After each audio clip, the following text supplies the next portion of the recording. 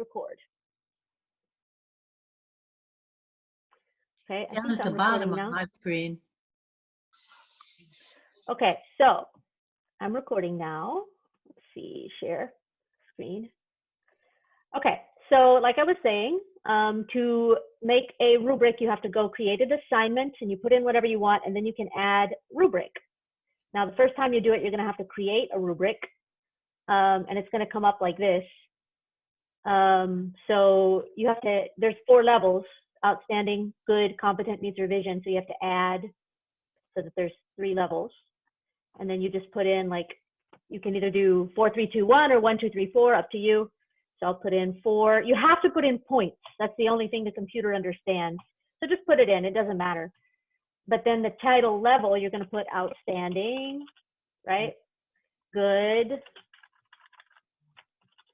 competent, whatever, and needs revision, right? And then here you put in the description, which I'm sure, Didi, you already have. So you just copy and paste from whatever rubric you have and put it here. Okay. And then you're going to hit save. Now, if you want to add 2 rubrics, like 2 bands of the rubric, you just hit add other criterion, right? Okay. And then you can add another band to the rubric down there. Okay. So I'm not going to save this right now because I didn't do a good job. But that's how you add a rubric. Now let me show you what it looks like to grade it. So right here, for example, I don't have any work that's turned in because I just graded all of their work. Well, I can check and see. Over here, by the way, you have this cool thing called the to-do bar.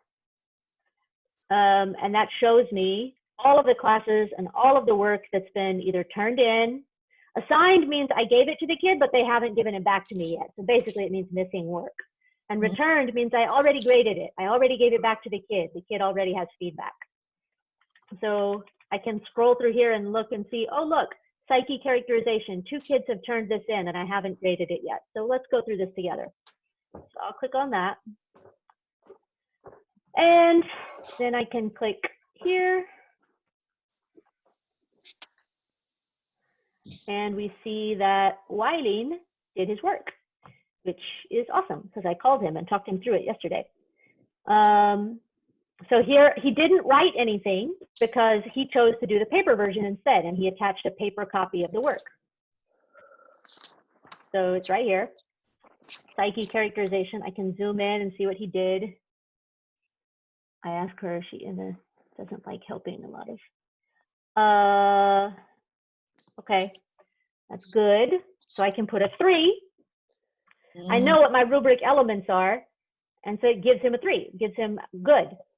And then I can open it to look at it, but I know what they are, so I don't need to open it. How do I scroll up? So close that. And then I can just return it to the student.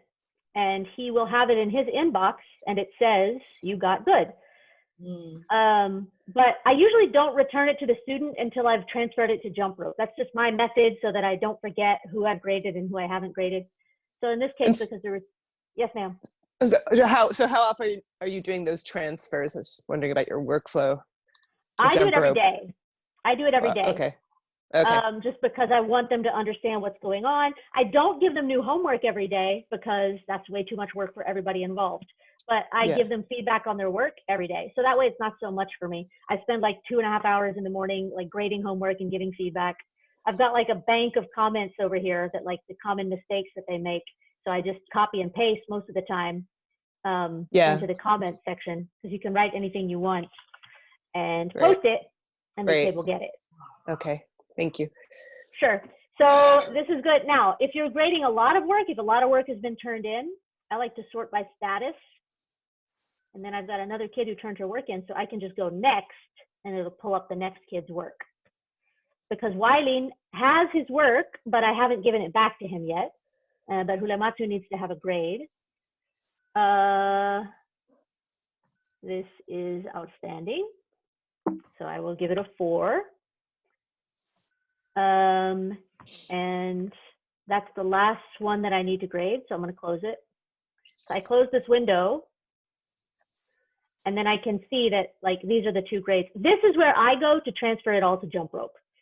You don't have to do it this way, but this is what works for me. So I can click here and it says good. So then I can like pull this out of the way. Where's my jump rope? I don't think I have it open right now. So I'm gonna need to open jump rope. When I'm doing a lot of grading, I just have both windows open.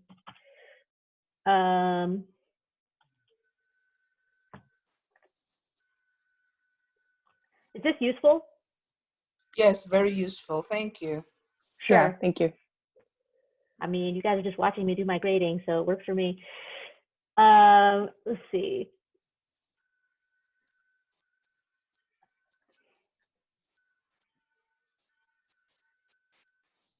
What homework is this? This is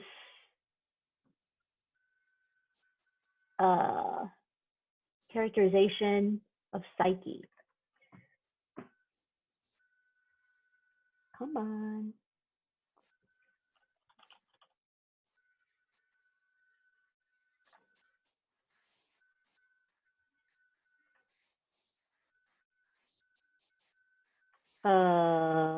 I don't know what class this is. Class A. All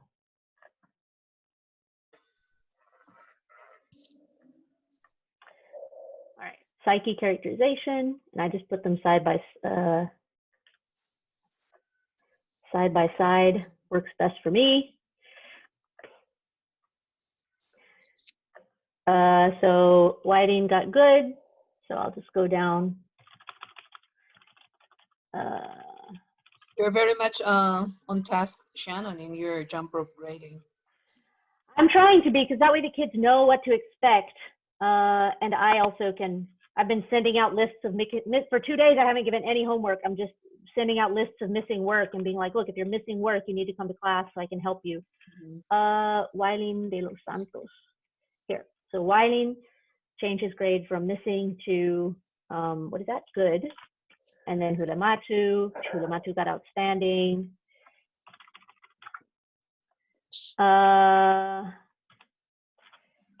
Okay, and at this point, I know it's in jump rope. I know the kids, I know I've done everything I need to do. So I just give it back to the kids. And then the kids will get their work back and they will see the rubric and they see what grade they got, whether they understand it is a whole nother level of learning, but they will see this little thing at the bottom and they can click on it too to see what grade they got and why. So quick question. You're emailing each kid individually about missing work? No, No. I have this spreadsheet of all of their missing work. That is, here, look, this in jump rope, I don't know if you knew, I'm sure Dee Dee knows about this. Other reports, missing work. Okay. Have you seen this? No. Okay. So it's too overwhelming to think about all the missing work since September. So I've just been sending them a report of all the missing work since we started doing digital learning, which is, and then you can just load report and export it to a spreadsheet, all the pages, export. So, and then it gives you a spreadsheet. It's already there. Do I want to replace it? Sure. It gives you a spreadsheet. I like to delete some of the information just to make it more kid friendly. They don't need to know the ID number, all this, like the date it was due, all that stuff. It doesn't matter. I just want the name of the homework and the class and their name. And I have just been like sending the entire spreadsheet to all the kids and being like, if your name is on this list, please come to my class today. If your name is not on this list, see you tomorrow. Okay. I usually do go in because they might not know that English 4 means class D. So you can just, oops, I don't want to print. Don't do that. Shoot. Such a slow computer. Find and replace.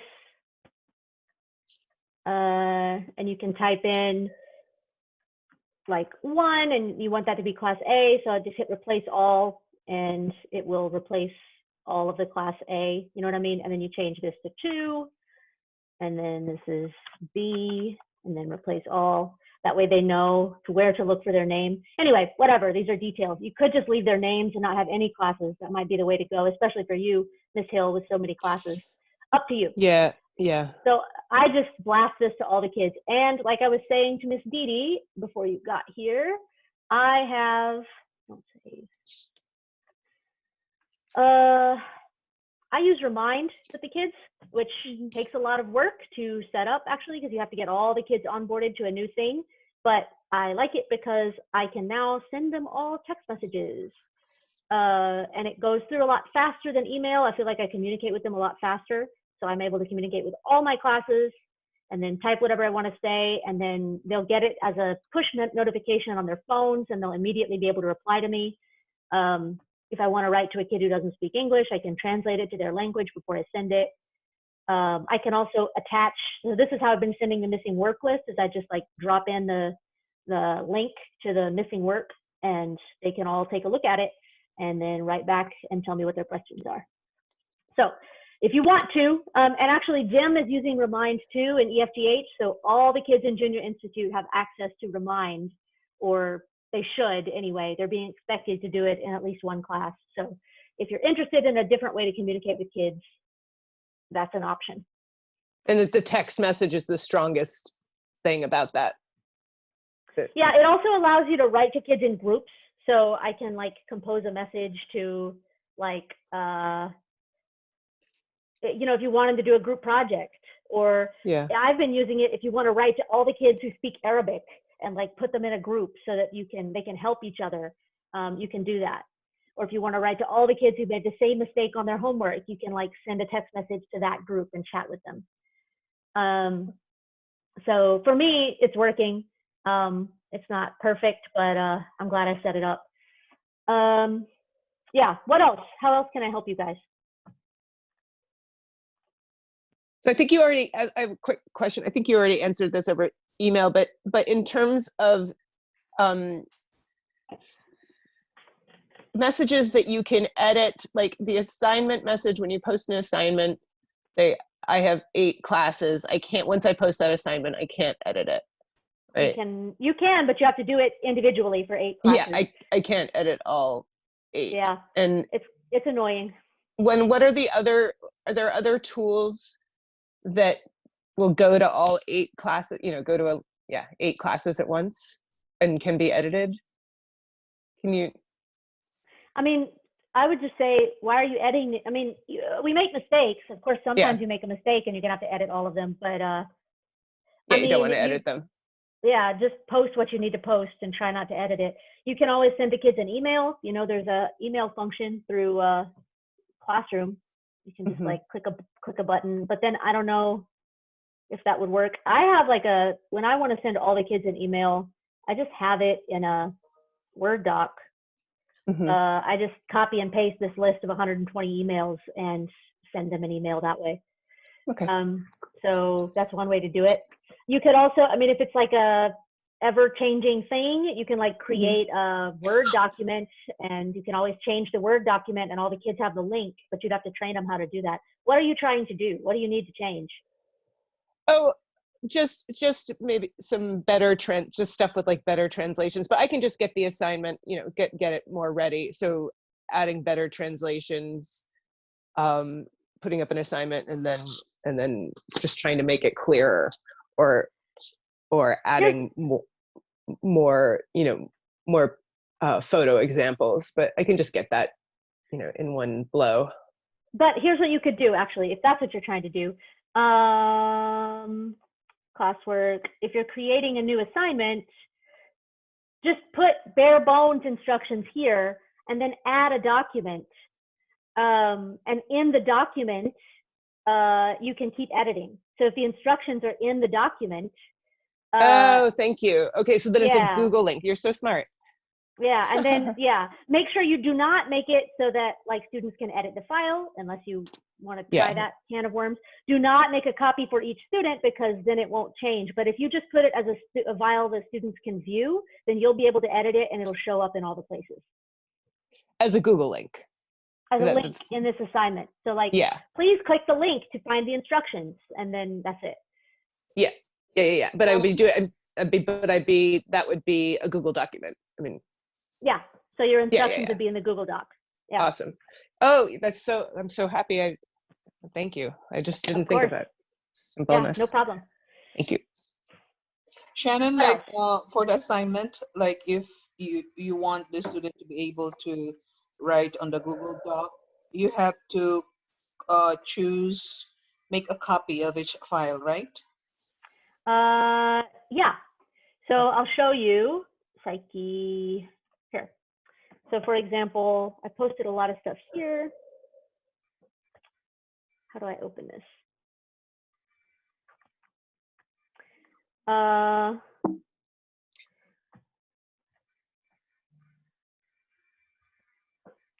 So this is an assignment I posted. Maybe if I edit it, we'll be able to see better. When I posted it, yeah, these are the options. I posted a PDF because like this is what they normally fill out in class. I knew they would recognize this, but it's not friendly to digital work. So I just posted it so they would understand what's happening. And also if they're doing the paper version, they would understand which paper they need to take a picture of. But then I posted a Google video which showed like, oh, this box corresponds to this box. And I made a version that they could type in. So this is the same thing, it's just digital. And I made a video showing them like, this is the box you should type in to do the same thing. And then, yeah, if you see here, yeah, I made it so that here, each student will get their own copy. And this one, students can just view the file. That's it. Okay. So it depends how you want to do it. Also, just, I don't know how you guys are doing it, but for me, what's working well is using exit slips. Like, I don't know how you're doing attendance, but for me, sometimes homework is hard. And if they don't do the homework, it might be because they're confused. And I don't want them to be marked absent for that. So every day I just post, they know that every day there might not be homework, but they have to go do the exit slip. So just go do the exit slip in the morning. And so it's just like, type your first name, type your last name, type your class, and then like 1 or 2 questions about the day. And then they hit submit. And that posts to, if you hit edit, and then you go to responses, and then you can go to view responses in sheets. It will open a sheet, and then I use this to take attendance every day.